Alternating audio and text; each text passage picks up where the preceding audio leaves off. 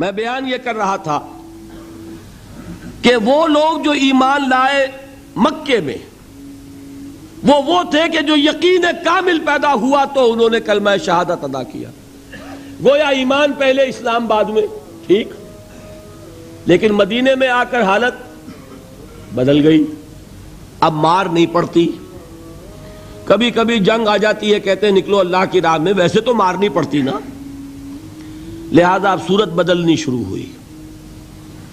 ایسے لوگ بھی تھے مدنی دور میں بھی جو یقین کامل کے بعد ہی ایمان لاتے تھے اور اسلام لاتے تھے، لیکن ایسے لوگ بھی اب شروع ہو گئے کہ بھئی پورے قبیلے نے فیصلہ کر لیا ہے ایمان لانے کا، چلو تم بھی جاؤ.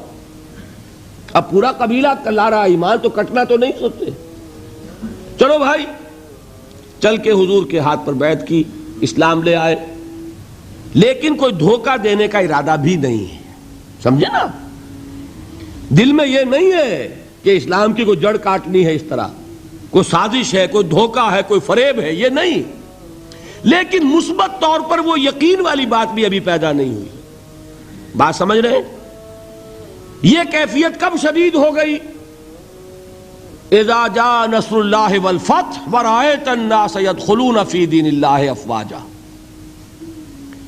جب فتح حاصل ہو گئی، اللہ کی مدد آ گئی اور فوج در فوج لوگ ایمان میں داخل ہو رہے ہیں، اس وقت جو رو چلی ہے، اس رو میں اکثر لوگ کون تھے؟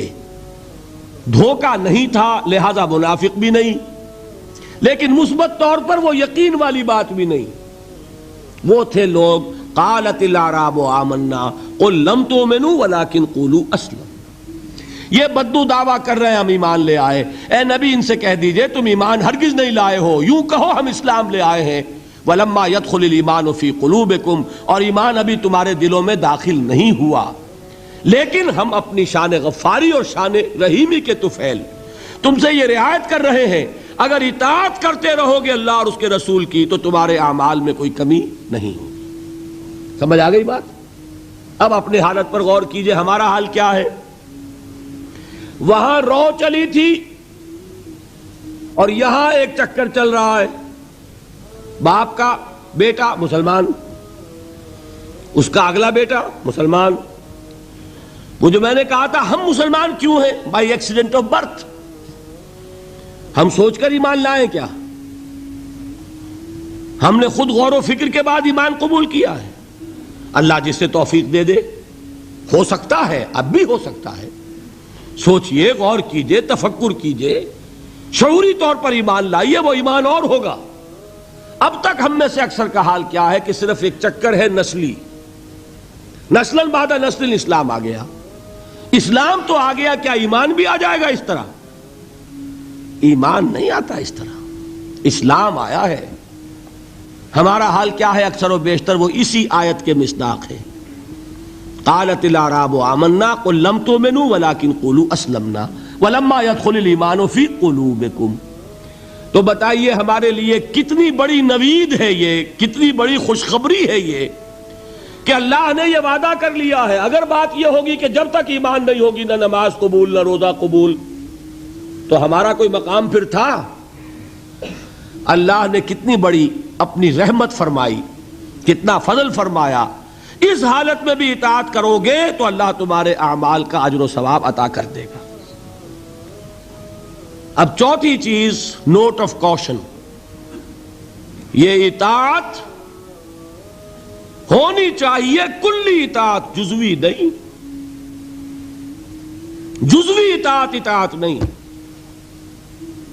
اللہ کے 10 احکام ہیں، 5 آپ نے مان لیے، 5 آپ نے ٹھوکر مار دیے.